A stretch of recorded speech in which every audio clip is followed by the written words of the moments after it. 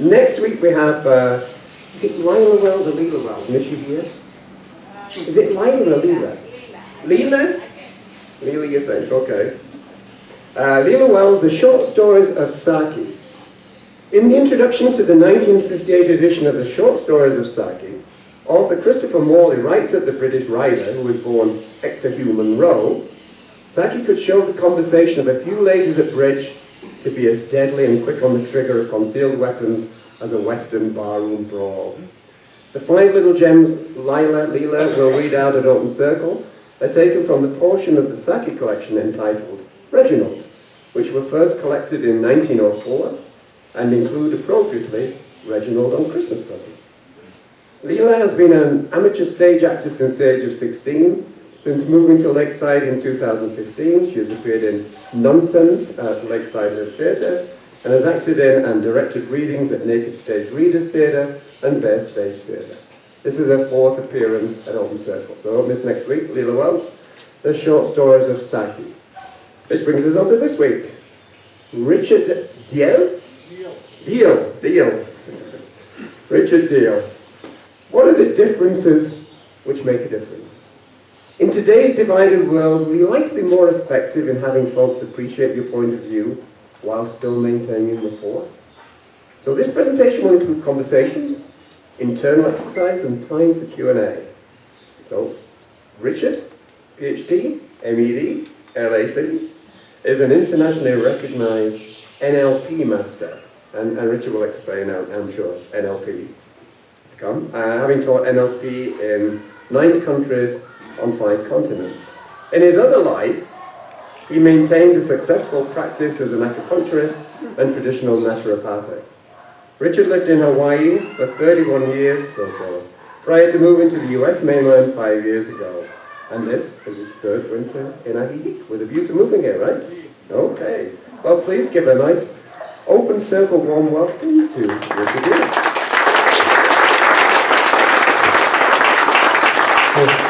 Thank you. I need to turn my own iPad on and iPhone off, which I forgot to do, so just give me a moment here. So I was warned that Phil had great jokes, and I came up with an obligatory one as well. And this is a visual joke, if that makes any sense to you. That if you hear it, you might not get it, but if you see it in your mind, it'll make much more sense. So a skeleton walks into a bar and asks the bartender, "Do you have a mop?" The bartender says, "Of course I have a mop, it's a bar." And the skeleton says, "In that case, give me a beer." It's a skeleton, he has no stomach, no skin. Where did the beer end up? He needed a mop. Excellent. Okay. So I'd like to start by having you all sit up like you're excited and ready to learn. And for anybody who adjusted their posture, why didn't you start there? Why didn't we start in an excited and ready to learn place? For many of us, we don't really realize how much physiology affects psychology. If I came in and said, "Boy, am I really happy to be here today," I would probably do a less well presentation. So what state do I have to be in? Behavior is state related. So what states do we need to be in? So let's play with a couple of exercises to start moving into those states. So this isn't just a lecture, but it's an actual experience. So in a minute, I'm going to ask you to say 3 words out loud, preferably to a neighbor, but to yourself is okay. And the words are, best day ever. So let's all do it together. 1, 2, 3. Best day ever. Great. So we've installed the physiological component. We've installed the verbal component. Now let's really start to play. Take your fingers and put them like this.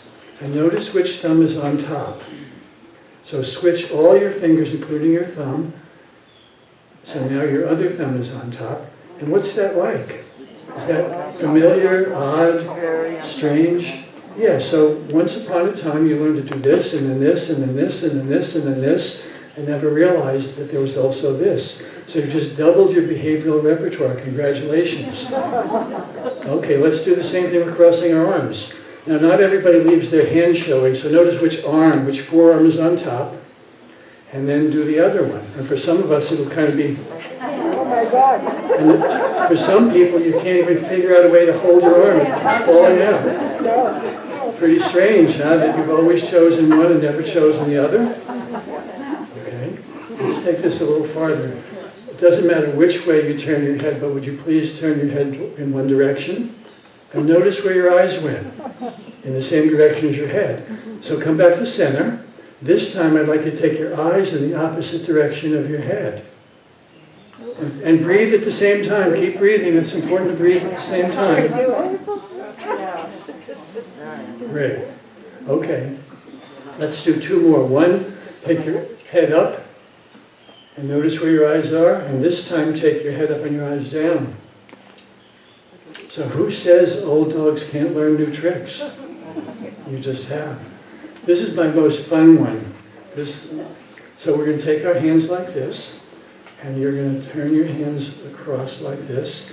And now notice my thumbs are pointing down, and I'm going to take my thumbs and turn them through and end up like this. Great. So some of us ended up like this, and some of us ended up like this. So how is it possible? What is this? Because remember, my hands never leave my wrists. How is it possible that I can either do this or do this? So the trick, I've already taught you. The trick is which thumb is on top, or in this case, which thumb is on the bottom. One will get you this, one will get you this. Okay. Enough fun, let's get serious now. So NeuroLinguistic Programming, the effect of language, both verbal language and nonverbal language, on the nervous system. So language leads consciousness. Even if you don't fully understand me, even if you don't fully agree with me, whatever I say causes you to have what we call in the NLP jargon, internal representations, a gestalt of pictures, sounds, feelings, and in some cases, tastes and smells. So no matter what I talk about, ultimately, I'm influencing you, positively, negatively, inadvertently. And this, of course, is the nature of hypnosis, although hypnosis is a much more sophisticated form. But using effective language is essential to getting effective results. If you use poor language, you get sloppy results. So today we're going to talk a little bit more about language. Let's start with something called belief systems.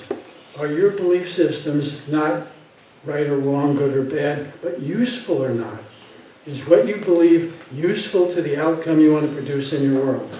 So let me start with a story, a true story for myself. Imagine, if you will, that you're standing there with your shoes and socks off in front of a 12-foot row of burning hot coals, a couple inches thick. They're kicking up the flames, and you're about to walk barefoot across them. Now your oven is 400 degrees, and these coals are about 1,000 or so degrees. They roll steel at 1,200 degrees. Who here believes, you don't have to show your hands, but who here believes that you could actually walk barefoot across that unscathed? So now I'm challenging your belief systems, aren't I? For some of you, it's like, what? Well, my birthday, 1984, I went to a fire walk with a man named Tony Robbins. Some of you know the name, motivational guru. Went on to consult presidents and be on fire walking. He was just getting started, 24 years old, had only done this a few times. He came to Hawaii. About 75 of us walked successfully across the coals. No one got burned. It was a miracle. So I'm going to take a little further with the story. So it's a long story, which I won't tell, but I ended up getting involved with Tony and running his program in Hawaii and traveling with him a bit. And New Year's Eve the next year, he did this gala event at his place in Southern California. It was a black tie affair. Life magazine came and did a pictorial about it. And everybody walked across 40 feet of coals without burning. Now, the important part about beliefs in this story is that the real men in black, the guys from the Department of Defense, came, and ultimately I ended up being lucky enough to be the one hooked up. They were studying true spontaneous faith healers, people who lay their hands on and cancer goes away. Now, again, challenging your beliefs. Can people really do that? Well, apparently some can, because the Army decided that they wanted to know how to do this. So they hooked me up and I walked across and they got their data with all these wires on my head.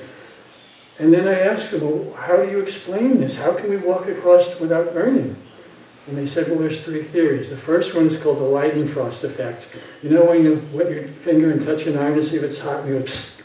Okay, well, so your feet sweat and create a vapor barrier, and you somehow don't burn because of that. Well, how long does that last on the iron before you would burn? So it's a questionable belief. The second one is the idea that when you cook on a charcoal grill, the heat is on the grill. If you put the hamburger on the coals, it won't cook as quickly as above. Well, if that were true, then your ankle should burn. But the third one is the one that they believed, which was the most fascinating of all. They believe that you're burning viciously and you're spontaneously healing as quickly as you're burning. So I challenge your belief systems. What's possible when you change your beliefs? Okay. So, again, let's go back to NLP now. Language leads consciousness, and what I say has an influence. So this next exercise is the most important one of all. So please do it correctly and carefully. Don't think of pink elephants. Right. I'll give you a better example. You hear there's a new doctor in town. You're really excited that this doctor is supposed to be great. You have this long conversation, and then at the end he says, I just want to really assure you that I'm competent. So I want you to know I've never been convicted of murder, mayhem, sedition, arms violations, and so on. When would you like to make your first appointment? Right. So language leads consciousness regardless of what we intend. Okay, so I've talked about success lying in our beliefs. I've talked about firewalking and beliefs.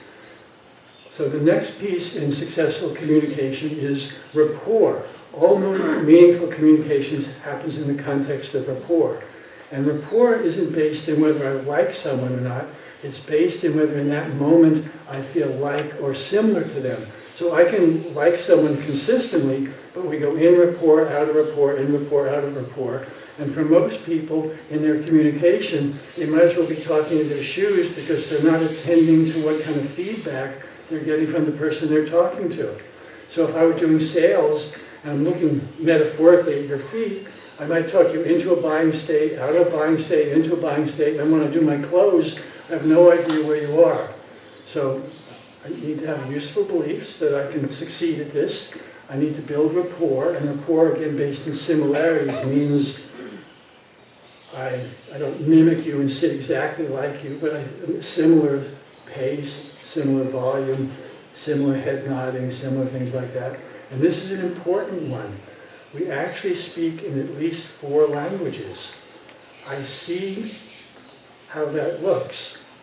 I hear how that sounds. I feel how that touches me, or I think that's right. So these are called predicates. So the predicates I use have a lot of influence because they tell me how I'm interpreting the world. Am I interpreting the world by pictures, like the skeleton joke? Am I interpreting it by how I hear things? Am I interpreting it by how it touches me or how I feel? Or am I just kind of out of all my senses and just in my head thinking about it? So listen to how people speak. Listen to those predicates because they tell you so much about their model of the world. And ultimately, rapport is about entering someone else's model of the world. Okay, so we're going to do a little exercise here. Actually, it's not an exercise. I won't do it here. It'll take too much time, but we'll do it as an explanation. It's called the agreement frame. So everybody distorts, deletes, and generalizes. These are called primary perceptual filters. No one lives in the world. We live through a veil of filters that we're not aware of. So distortion, in its good way, is creativity. In its bad way, or ineffective way, is turning into something that's not true or accurate. Deletion, well, we all leave stuff out. I mean, I may focus more on trees, someone else may focus more on concrete, and so I never notice the concrete because I'm so busy looking at the trees. So deletion is just natural for everybody. Generalization means that now once I learn how to open a door, I can open most doors. But sadly, every woman is just like my mother. That was supposed to be funny, I guess it wasn't. Okay. So if I understand that people operate out of a model of the world and not the world, I can get that their model makes sense to them, even though it may not make sense to me. So if I say, well, that's a stupid idea, but I've got a better one, how likely am I to begin rapport?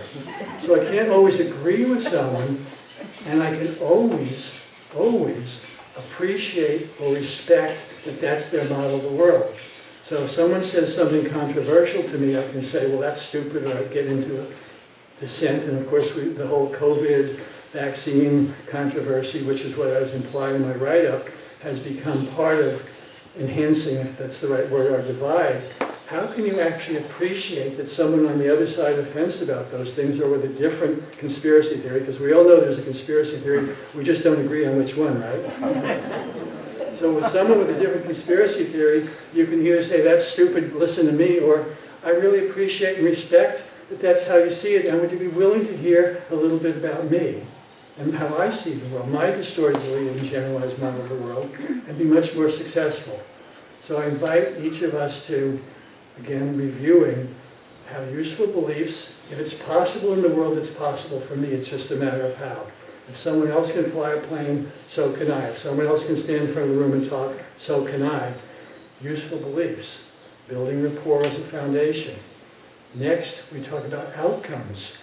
What's my desired outcome? So who here, you don't have to show your hands, but in your own mind, who here needs more money, wants more money? Here's a 2-peso piece, come on, get it, it's yours, anybody wants it.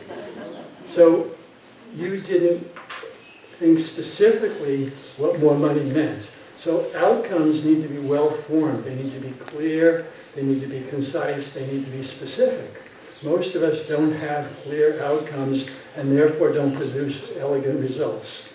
So in any situation, particularly in a negotiation, I need to know my outcome. I need to know what it is I'm trying to produce, because that other person has an outcome too. And if I'm not clear about mine, I'm likely to end up following theirs rather than getting mine.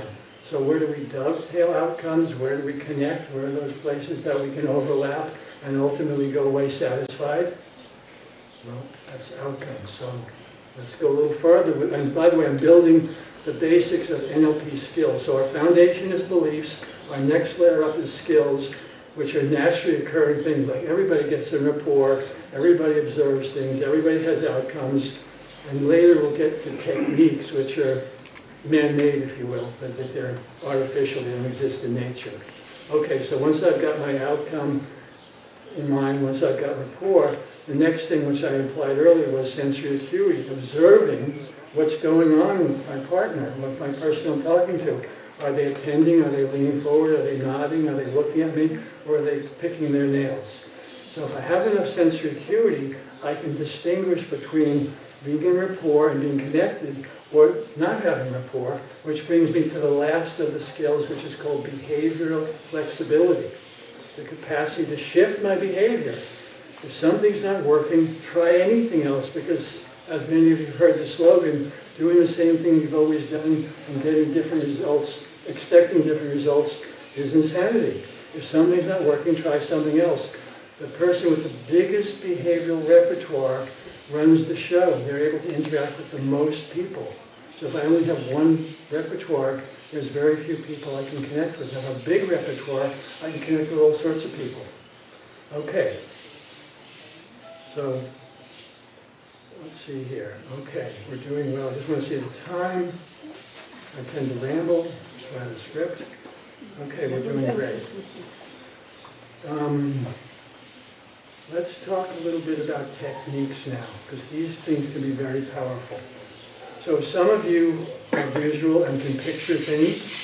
Some of you perhaps not so easily, but I'd like you to pretend you can make a picture, whether it's there or not, pretend. So think of a pleasant experience in your life. And this is one of the things I love about NLP, is that it's always secret therapy. I don't need to know. In fact, you know what? I left one piece out. Let me go back to this. So what distinguishes NLP as a therapeutic tool from, say, normal, typical psychotherapy? So in psychotherapy, I'm exaggerating to make the point here. I might say to you, so tell me about the worst year of your life. Tell me about which parent you were most scared of. Now what, does that throw you into a resourceful state or an unresourceful state to go back to the past? Let me tell you a story here. So we go back to our high school reunion, and we go, remember that thing that happened in high school? Well, how many versions of that thing do people have? Well, one for everybody. And because we're generous to our friends, we ignore the fact that they've distorted, deleted, and generalized it, and only our version is true. But the reality is, everybody has distorted, deleted, and generalized it, which means, listen carefully here, it never happened. Your story never really happened. Something similar happened, perhaps, or maybe something quite different happened, but it never happened. If you believe that, then what's the utility of going back to the it from your psychotherapy as the basis when it never happened? From an NLP perspective, it's about present state and desired state. How do we move people from where they are to where they want to be? So using the coin as a metaphor, if I threw a peso down here, no one would be motivated. If I had the biggest pile of Godiva chocolate you could ever imagine, I said first one here could have it all, would there be a few bumped heads? Probably. So how do you create a Godiva chocolate future or a Godiva chocolate outcome? One that's so compelling that you can't help but end up there. And that's really the magic of the therapeutic parts of NLP, that you create the outcome you want. You don't pay attention to the past, your story, it doesn't really matter. What matters is present state, desired state, how do we move people from our present state to their desired state. Well, again, it's not as simple as I'm going to make it here in a few minutes, but you get the general idea, the concept that moving to where you want to be with a Godiva chocolate pull is much more effective. Okay, having said that, let's move to a couple of techniques. I started to talk about visualizing a positive situation, something that makes you feel good, something pleasant. Not overwhelming, just pleasant. And imagine that that picture is right here. Close, bright, focused, color, black, not black and white, but color. Okay, so you got that picture. Take your time. Now I'd like you to move it far away so that it's small, it's dim, it's black and white, and it's blurry. Does that change how you feel about the experience? And then move it back into close, big, bright. Now, these are called submodalities, the sub-fractions of the visual, auditory, and kinesthetic modality that I talked about. I see, I hear, I feel. So how we hold these pictures is how we represent our memories, our experiences, our possibilities. And not everybody holds their positive experiences right here, which is why some of you may not have had any change, because I was giving a very generalized submodality. But by manipulating your own internal pictures and your voices, you can actually change your states. So for a moment, I'd like you to hear that critical voice that you sometimes hear in your head that says, you know, I'm not so smart, whatever that is for you. And now imagine it in some comic book voice, and put circus music to it. You're a dumb shit, man. What does that have an effect on you? How you change the voice, how you change the tone, how you change the background music. For many of us, that changes things a lot. You don't need to be tyrannized by your pictures, by your internal voices. They're actually changeable. Again, right now I'm giving a very broad and generalized overview. And those of you who want to go further in depth with it, I don't teach anymore, but there are probably many trainers around, there's many books around, there's many videos around, so you can pick this up. Okay, and check the time again. We're doing great. Actually, way ahead of schedule. I'll be done probably on the early side. Okay, let's talk about another exercise. So this one is called the visual squash. So I'd like you to take a moment and think of a mildly important, mildly unpleasant experience. Not something big and overwhelming, but mildly. So take a moment, find something that you can work with. Again, this is all secret therapy. You don't have to ever reveal anything to anybody about this. Okay. Imagine, if you will, what resource might be useful for working with the situation. And I know some of you may not be able to find your resource, in which case imagine what Wonder Woman or Superman or your best friend or your mentor might tell you, because we're all good at giving advice, even if we don't necessarily know how to give it to ourselves. So think of a resource, and it could be a generalized resource, but a resource. So now, in your left hand, you've got your mildly uncomfortable situation, and in your right hand, you've got your resource. Okay? Anybody need more time? It's fine if you do. Okay, great. So I want you to imagine, and I'm actually going to ask you to hold your hands in a position more or less like this. Imagine that in your right hand you have a laser or an infinite supply of glitter or a fire hose of color, and I want you to just keep spraying and imagining however you need to do to keep putting more and more of that resource, that color, onto the mildly negative state. And just keep playing with that, playing with that, playing with that. Great. Take a breath. Great. And you can let that go. Now again, in the real world, we would do this for a lot longer. You may recall Pavlov and his dogs, where he rang a bell and fed them, and rang a bell and fed them. It was called Operant Conditioning. And that's kind of what this is, where you take your situation you don't want, and you find a resource, and you flow it, or you directionalize it. Much like we're talking about present state, desired state, we're talking about what we don't want and what we do want, and moving. Now, if we put them together, like a collapse, what happens if this mild state was way stronger than a resource state? Would we potentially bleed in the wrong direction? Would we potentially weaken our resource state by doing this? So that's why we always do it directionalizing. So we go present state to desired state. Let me tell you another story. My friend Wyatt Woodsmall was a civilian employee of the Department of Defense, and he trained all the generals in how to create internal states that were powerful. And in fact, some of you are all pretty much old enough to remember Oliver North and the Iran-Contra trials.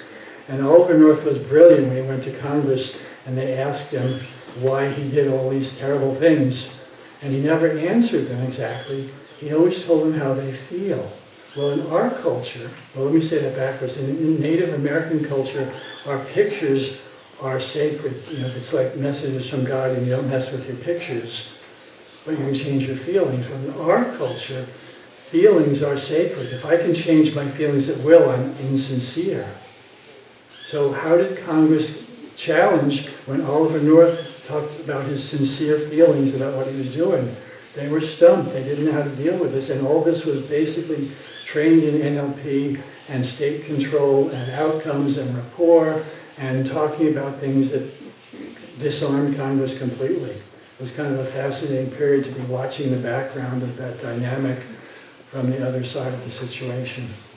Okay, so anyhow, back to Pavlov and his dogs. This is not one trial learning. This is something that we need to do a lot. Just like manipulating our pictures, back and forth, playing with those pictures till we start to really correct it. So did I talk about Milton Erickson, the hypnotherapist? I think I didn't do that. So Milton Erickson was a psychiatrist, and he was the founder of medical hypnotherapy. And Milton Erickson had had 2 polio incidents and could barely move and was really limited. So you come to see Milton Erickson, let's call it for smoking. And he'd tell you these silly stories about a frog who lived in a smoky area, and then the frog in a week moved to a less smoky area, in 2 weeks find a place where there was no smoke at all. And the person would leave still smoking, perhaps rather annoyed that they paid all this money and there was no result.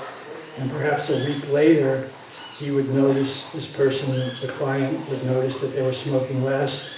And perhaps sometime down the road, someone would drop by their house and say, hey, I noticed you stopped smoking. And the person would say, me, I never smoked. So Milton Erickson was able to create amnesia, if you will. Because we all forget things. Why not be able to forget selectively the things we want to forget? So there's a slogan, to remember to forget those things you no longer need to remember. Remember to forget those things you no longer need to remember. So how did Milton Erickson do something like this? Well, we're back to rapport again. Milton Erickson even though he couldn't breathe while he was talking, we all exaggerated breathe, sort of inhale, exhale, right? So you can watch those little cues. So he would blink as the person was blinking. He would mimic their breath patterns. He would move subtly like that. If they did that, he wouldn't do that. He'd maybe just do that. So he got in such deep entrainment and rapport with them that their boundaries disappeared, that they literally didn't know whether he was talking or they were telling themselves the message. So Milton Erickson was a genius who was able to produce miraculous results using hypnotic skills, which again is the foundation of NLP, and having deep, deep, deep rapport. So he wouldn't say, look into my eyes and relax and go into a trance. He'd just talk in such a rapport-building way that they would relax and feel completely wide open and take in deeply those messages that he offered. Okay, let me just make sure I'm on track here. Okay, let's try another little exercise here. This is a different one. Most of us remember the old-fashioned clothesline where I've got a pulley here and a pulley out there and a clothesline in between. Okay, great. So once again, I'd like you to think of a mild, the same one or different one, doesn't matter, a mild, uncomfortable state. Again, don't pick something big, just a mild situation. And this time, rather than picking a resource, I'd like you to pick your desired state. So you've got your present state, this thing is mildly unpleasant, uncomfortable, that you'd like to change, and how you'd like to show up better. Like, for example, my present state might be, I'm standing in front of the refrigerator about to eat something, and my resource might be that I go for a run instead. So I've got my mild state and my desired state. Anybody need more time? Great. Okay. So using the clothesline, I'd like you to hang your desired state on the clothesline and roll it so it's all the way to the far end. So it's small. Well, let me do it this way for you. Small and dim and way far over there. And now I'd like you to hang your present state right in front of you. So I've got my present state here, and I can barely see my desired state. And this is called the squish pattern, because it has to happen very quickly. I want you to reverse the pictures, just like pulling the clothesline. And now I've got my desired state, big, bright, focused right in front of my face, and my formerly present state is far, far away, dim, out of sight. And let's run this a couple more times. So you do not go back and forth, because otherwise you confuse the mind. It's directionalizing only in one direction. So I go present state, desired state, and there's my desired state. And now I drop that and come back to my present state and desired state. And once again, very quickly, make big, bright, focused my desired state. Now, again, I'm giving you a very brief overview of some of the techniques. Perhaps not as elegantly as Milton Erickson, but in NLP we can produce results where people actually change behaviors quite profoundly without ever having to talk about their past or their problems, but just simply moving them into the states that they want to be, the situations that they want to be. So I think that's my key message for the day, is how do you create a desired state effectively, and these techniques and how you do that. Okay, let's see here, I've got, I think, only one more for today. Oh, timelines, this is fun. I'm going to ask each of you, again, if you don't really make pictures, that's okay, just pretend, because the same result will happen. Think about brushing your teeth this morning, assuming you did, and where that picture comes from. It doesn't just appear, it actually comes from the left or the right or from the front or the back or far away or bottom or top. So please take a moment, visualize brushing your teeth, and notice where that picture came from.